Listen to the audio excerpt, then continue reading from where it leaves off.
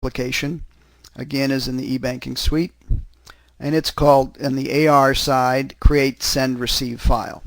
It's used also by the EFT part of the product, but we're going to focus in on Lockbox. And this is where most of your time will be spent with Lockbox Processing. Lockbox Processing includes 3 basic steps. The first step is to retrieve your file from the bank, from their system down to your local area network. Once you have the file there, then we need to import it into the workbench. That's step number 2. During that process, we will do our best to auto-apply, locate customers, that kind of thing. And the third step is to actually go to the workbench and determine what more we need to do to qualify the entries so they're fully ready to create an AR payment application batch. So let's go back to step number 1 and see how this would work.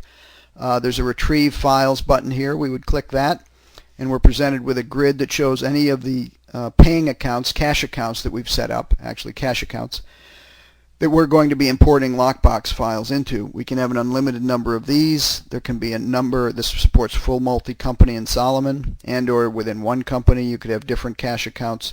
You could support different cash accounts for different banks or all in one bank. All of that's very flexible. This then designates the type of communications you set up for that particular account, and in this case we're going to go to a browser and we're going to download the information from this web address. In this case we've used Sandler Kahn's web address. Normally it would be your bank, of course. So when you highlight that line and you do Retrieve Files, it's going to tell you that this is the area, this is the place in your system where when you download the file it should be downloaded to. You click OK. It's going to go out to that web address, and at this point you would log in and download the file. Once you close, you come back here, and then you could go get other files at different places. We fully support dial-up communications, web browser, as you just saw. I can go out and call a proprietary program, hyperterminal, anything you need from this screen can be done through some setup options. So that's the first step, retrieving the files.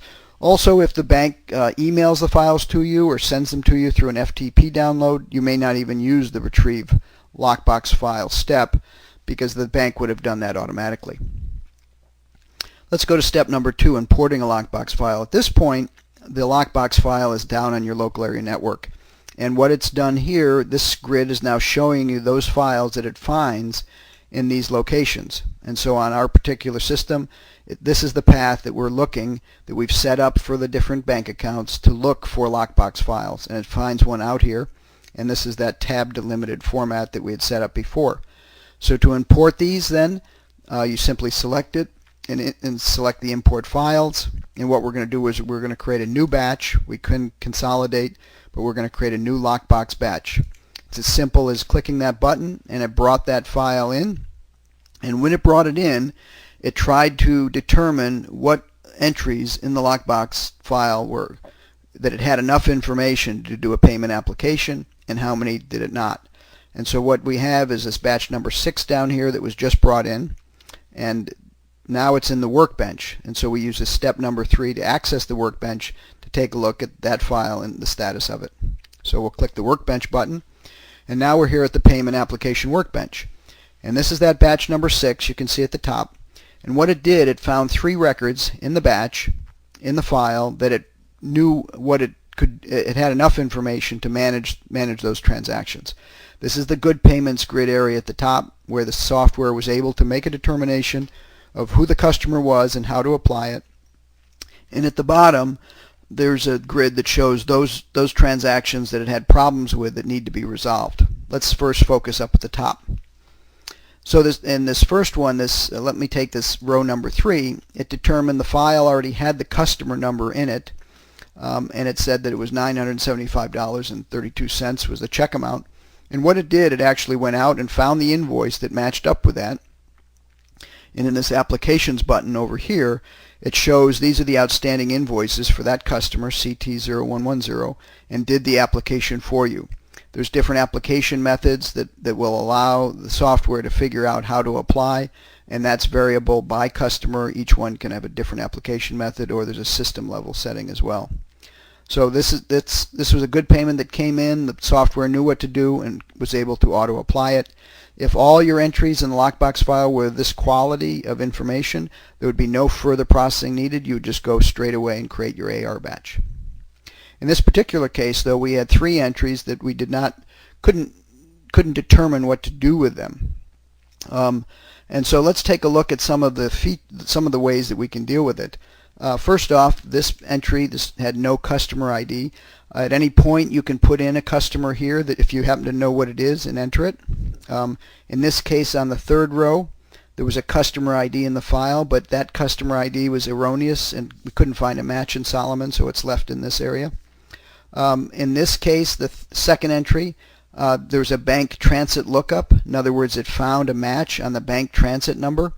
And what that means is the software is kind of self-correcting. If we bring in a batch today and we've identified a transit routing and account number, those numbers that are at the bottom of the check, we identify those with a Solomon customer. We've done some research. We record that. So then subsequent to that processing, if there's a match found based on that, the software will determine that that's the same customer and provide that information. But let's say it hadn't done that and we know that the payment amount is $905.17. We're going to use now our graphical lookup, customer document lookup, to try to determine where that would be applied. So if I click on that, that'll access our customer document lookup screen. Now this screen provides a huge wealth of data mining into your customer AR document information. It all starts with a view ID, and there are an unlimited number of view IDs that one can create. We've got a few in the standard product, but you can certainly add to them. This particular one we're seeing right now is called Documents by Invoice Balance. You can see here we've got both an ID for it and a name. And what this has done is gone out into the AR system and opened up all open AR documents, and we can see that there are 31 of them, and ordered them by amount. And so in this case, it's a simple matter. We know that what we were looking for was the $905.17 invoice. So we simply go here and we see that there are 2. They both happen to be to CT131 customer, and one is a debit memo and one is an invoice. And so if we go over, when we highlight these in this Explorer control on the left, to the right we have all the information related to that document. We can drill down to customer maintenance or document maintenance. We can even look for payments or credit memos. So this shows you how we use this customer document lookup to locate and identify and do more research on our lockbox. Let me just take a minute and show a couple other views to give you a feeling for the kinds of things you can do with this lookup. We've got another one here that's by invoice number. So when I select that and refresh, this gives me all my AR documents by invoice number. These are going in ascending order, 17, 19, 20, like that. Likewise, if we highlight it, we can see that the data changes over here. Let's take a look at another view. This one is by customer name. This has now ordered our AR documents by customer name. Within that, we have it by amount within customer name. So these 3 views, you can see the flexibility. Let me now go into view details where you actually create these views. And what you can see here, a view consists of a filter and an ordering mechanism. The filtering is done on all these fields from AR, date fields, customer name fields, sales order, terms, discount, reference, balance, company, currency, open, closed, unreleased. So all of these fields are used to filter the data from your customers and AR documents. And then in addition, we can set ordering, both ascending and descending. And then finally, we also can set the different hierarchical levels that we want to see in the Explorer control. And as we said, this one was by customer name. Within customer name, we wanted to see balance. But all of those fields on the right can be set up in terms of identifying the different orders of the fields and how they're presented. So there's a lot of flexibility in these views. So let's go back, and the question at hand was identifying that $905.17. So we happen to use this particular view. We were going to apply it to this particular invoice. And so what I do is at the bottom of the screen, I can select customer and documents, and I'm going to return that highlighted record and exit.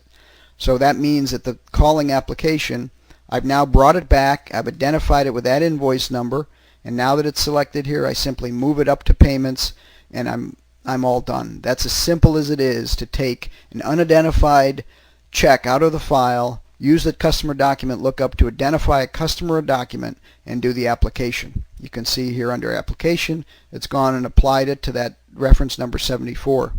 So that's the process by which you use the workbench to take error records and create good records out of them. The final step to process an AR lockbox batch, once you've identified those good records, and you can do part of a batch at a time. In other words, these were done. These are two sticklers that we haven't found enough information. We can come back and do those later. So we do create AR batch, and we simply click the button. It's going to tell us that we have some applied, some fully applied. These up here where there's no amount applied, there are no invoices, we just put that on account, and we'll deal with that later. So we say yes. It went out and created the AR batch, and that's all there is to it. That batch has now been applied, and over here on the right part of the grid we can see that it went into payment batch 132, and the payment batch is currently on hold. We have an option to either put it on hold or auto-release it. So that pretty well wraps up the use of lockbox processing. To review, there's a retrieval process, import process that does as much payment application as it can, and finally the payment application workbench, which is used to refine that import, further define it, and then allow you to finalize the process and import it into payment application. Implementation. What does it take to implement lockbox processing? First off, the product is available for Solomon versions 4.5, 5.0, and 5.5, and of course we are always current on versions of Solomon, so when 6.0 is out it will be available there as well. The installation and initial training will be done by your local reseller. They know your environment best, and they're best qualified to install it and do initial training on the product. Part of the implementation is getting information from your bank. As you saw, the file formats need to be defined, and to do that you need to get information from your bank, a sample file, to begin that process.